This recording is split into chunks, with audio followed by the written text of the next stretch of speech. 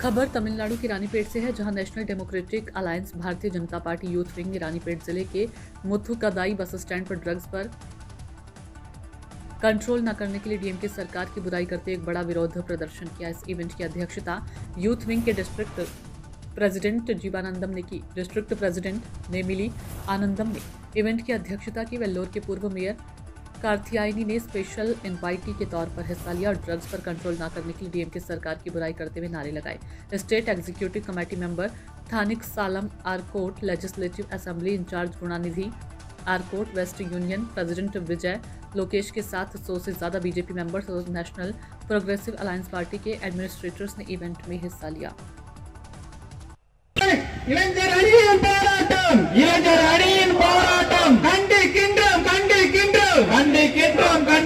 சுரேஷ் அவர்களே மற்றும் இளம் மாணவர்களிருந்து உயர்கல்வி சதீஷ் அவர்களே, மாநில செயற்குழு உறுப்பினர்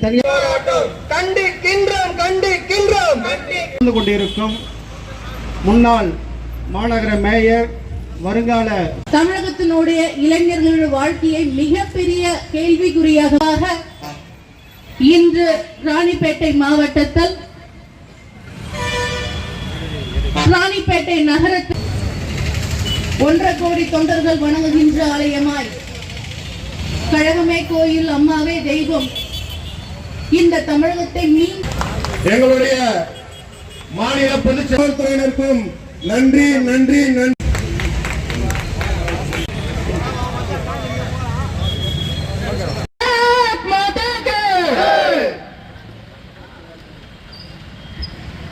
போராட்டம்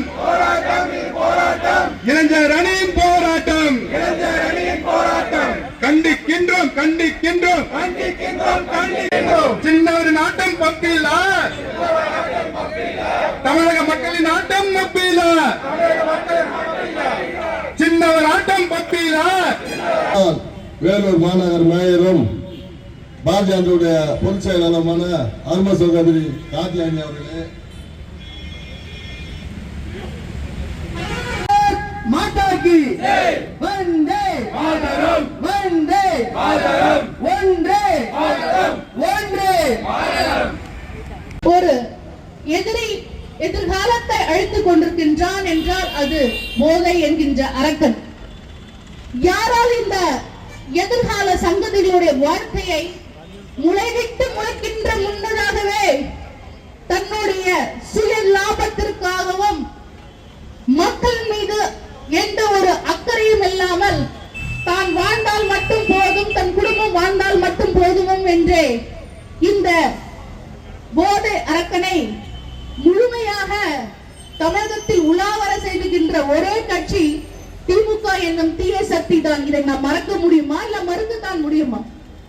கடந்த 5 ஆண்டுகளாக திராவிட மாடல் ஆட்சி அமைந்திலிருந்து என்னவென்றே இதுவரைக்கும் கணக்குகள் எடுத்தீங்கன்னா கிட்டத்தட்ட 2022ல 1,97,000 வழக்குகள் பதிவாயிருக்கின்றன. 2023ல இந்த போதையினால பாதிக்கப்பட்டு மரணங்கள், விபத்துகள்